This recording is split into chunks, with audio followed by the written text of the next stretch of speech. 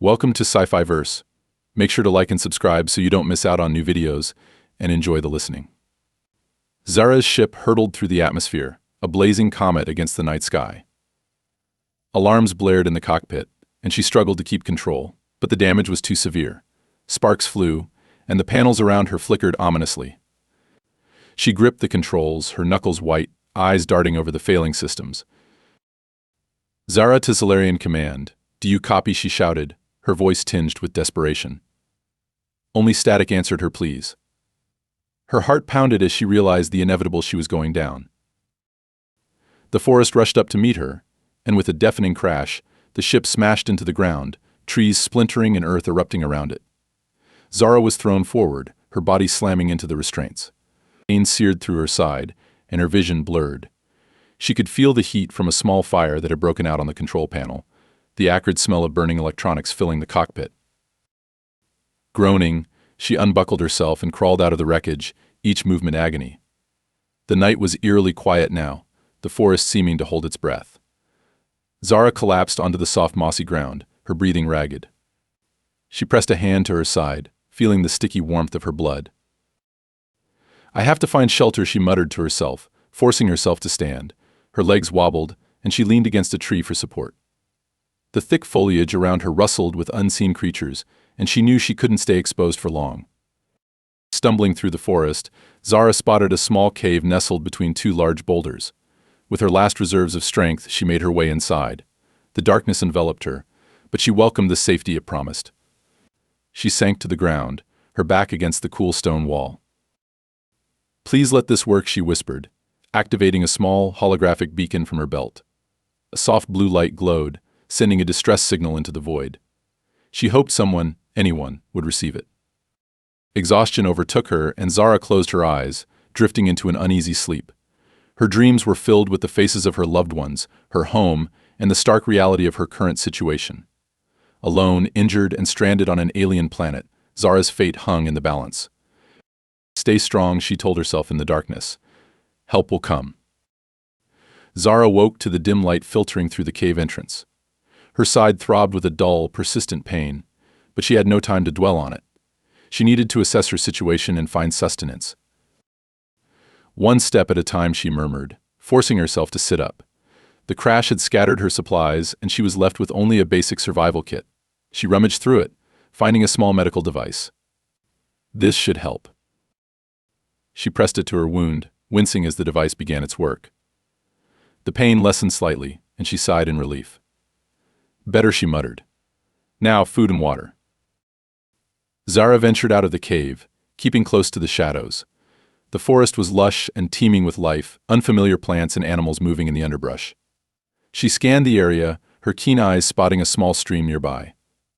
The clear, flowing water was a welcome sight. Carefully, she made her way to the stream, dipping her hands into the cool water. She drank deeply, the liquid soothing her parched throat. At least there's water, she said, feeling a glimmer of hope.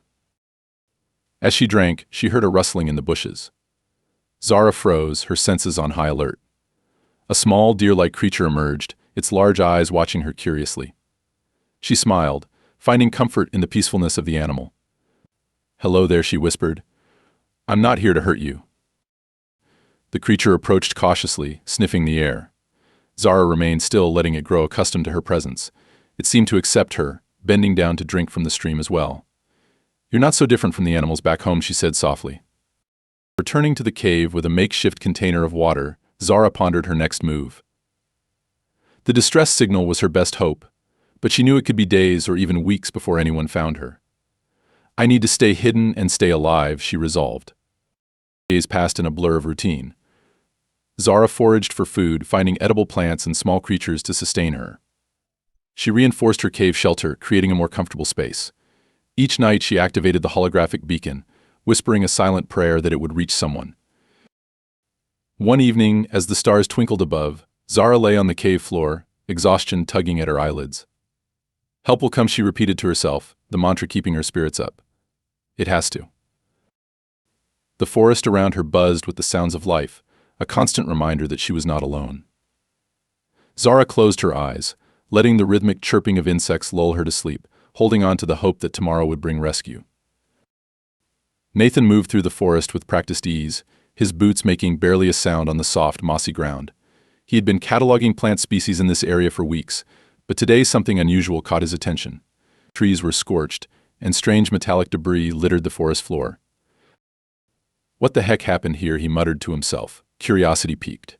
He knelt to examine a piece of the wreckage, its surface smooth and alien. This isn't from any plane crash I've ever seen. Nathan followed the trail of debris, his heart pounding with a mixture of excitement and unease. The path led him to a cave, partially hidden by thick vines and underbrush. He hesitated at the entrance, peering into the darkness. "Hello? Is anyone in there?" Inside, Zara stirred at the sound of the voice. Panic surged through her as she realized someone had found her. She pressed herself against the wall, trying to remain as silent as possible. Nathan took a cautious step inside, his flashlight cutting through the shadows. "If someone's hurt, I can help," he called out, his voice gentle and reassuring. Zara knew she couldn't stay hidden forever. Summoning her courage, she spoke, her voice trembling. "Please, don't hurt me." Nathan's eyes widened as he spotted her. "Hua," he whispered, taking in the sight of the alien woman. "I'm not here to hurt you. My name is Nathan. I'm a biologist." Zara's eyes flickered with a mix of fear and hope. "Zara," she said, wincing as she shifted to face him better. "I'm stranded." Nathan moved closer, slowly, keeping his hands visible. "You're injured," he said, noticing the makeshift bandages and her pained expression. "Let me help you. I have some medical supplies in my bag." Zara nodded, watching him warily. "Thank you," she murmured. Nathan knelt beside her, carefully cleaning and dressing her wounds with the supplies he had. "How did you end up here?" he asked softly, glancing up at her. Zara hesitated, then decided to trust him. "My ship crashed," she explained. "I've been trying to send a distress signal, but I don't know if anyone's received it." Nathan finished bandaging her wounds and sat back on his heels. "I'll help you, Zara," he said, determination in his eyes. "We'll get you back to your people." Tears welled up in Zara's eyes, a mixture of relief and gratitude. "Thank you, Nathan," she said, her voice barely above a whisper. "I didn't know if I would ever see my home again." Nathan smiled, his heart warmed by her trust. "We'll figure this out together," he promised. "You're not alone anymore." Nathan returned to the cave the next day with more supplies, careful not to attract attention. He found Zara sitting up, her eyes alert and watchful. Morning, Zara he greeted with a warm smile, setting down a backpack. "I brought some food and more medical supplies. How are you feeling?" Zara managed a faint smile. "Better, thanks to you. I can't express how grateful I am." Nathan waved it off. "Just doing what's right. Here, I brought some fruits and nuts. They should be safe for you." Zara inspected the offerings before taking a cautious bite. "Delicious," she said, her eyes lighting up. "These remind me of something from my home planet." Nathan's curiosity got the better of him. "Can you tell me more about your home? I mean, if it's not too painful to talk about." Zara nodded, her gaze distant. "My planet, Zara, is lush and vibrant, full of life and beauty. We've advanced in technology, but we live harmoniously with nature. It's a peaceful place." Nathan listened, fascinated. "It sounds incredible. Your people must be worried about you." "They are," Zara replied softly. "I hope my signal reached them. They'll come for me." Nathan's brow furrowed. "What can I do to help until they arrive?" Zara hesitated, then said, "My ship has technology that might be useful. If we can salvage some parts, maybe we can boost the signal." Nathan nodded, standing up. "Let's do it. I'll help you get there."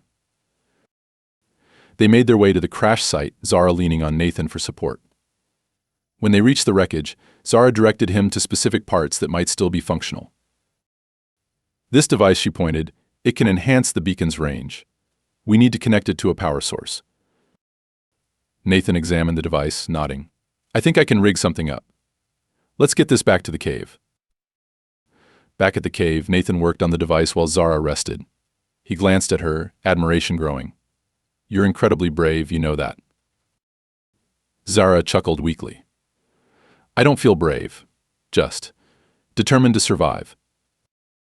Nathan smiled. That's the definition of bravery. All right, I think I've got it.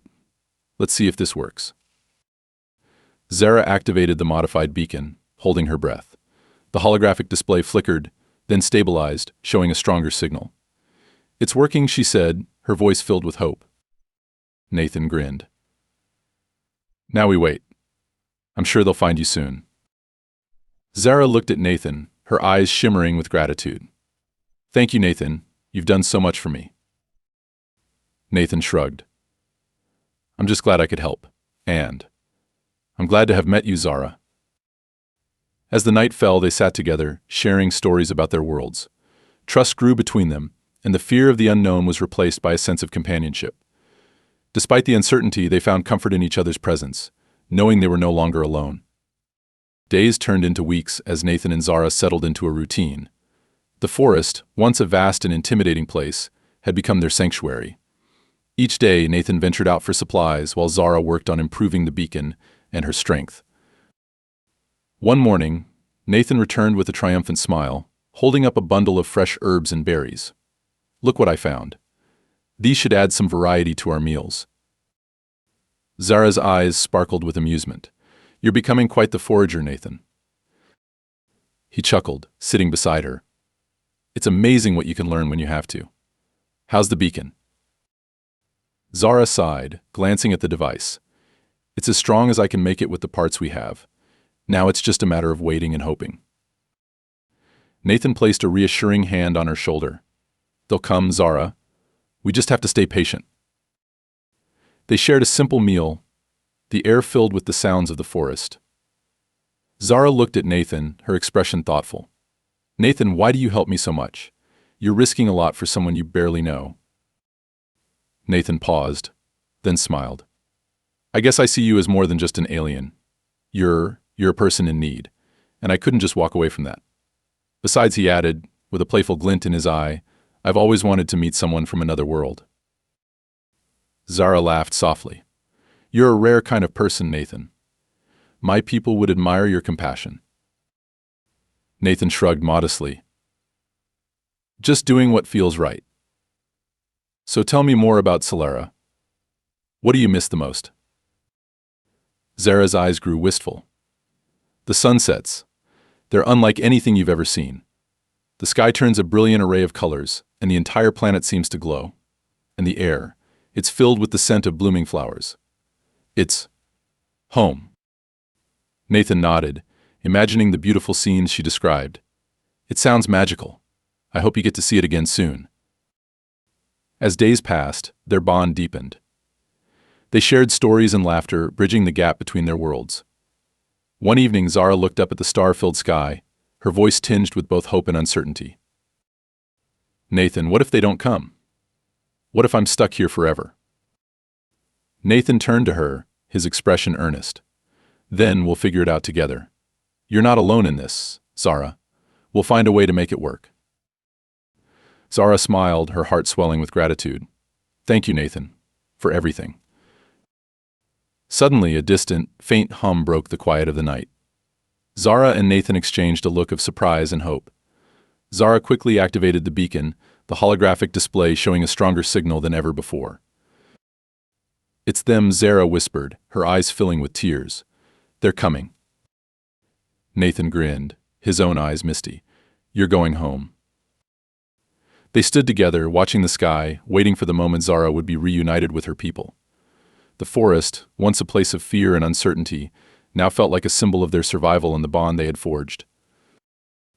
As the distant hum grew louder, the air around them seemed to vibrate with anticipation. Zara and Nathan stood side by side, eyes fixed on the night sky. A bright light broke through the darkness, and a sleek Solarian rescue ship descended, its technology shimmering with an ethereal glow. Zara's heart raced. They're here, she whispered, gripping Nathan's hand for reassurance. Nathan squeezed back, his voice steady. You're going home, Zara. The ship landed gracefully in a clearing nearby, its door sliding open with a soft hiss. Two Solarian figures emerged, their expressions a mix of concern and relief. Zara stepped forward, tears streaming down her face. Zara, one of them, called out, rushing to embrace her. "We've been searching for you. Are you hurt?"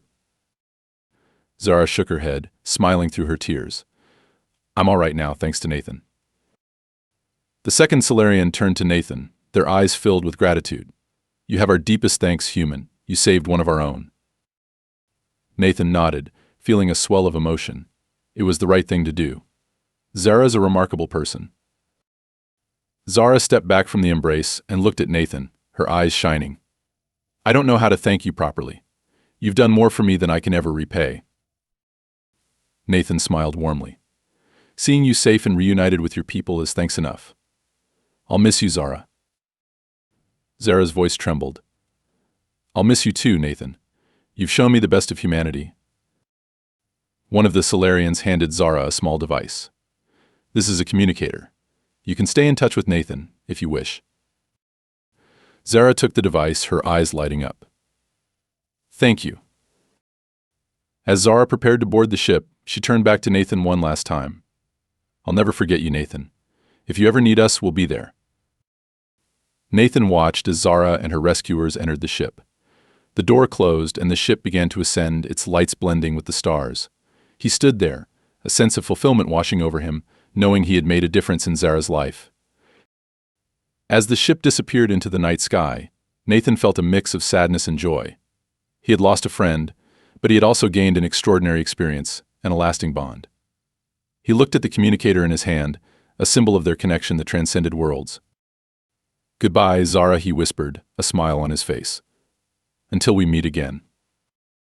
Nathan turned and walked back through the forest, his heart light and his spirit lifted. The forest, once a place of solitude and survival, was now a reminder of the extraordinary encounter that had changed his life forever.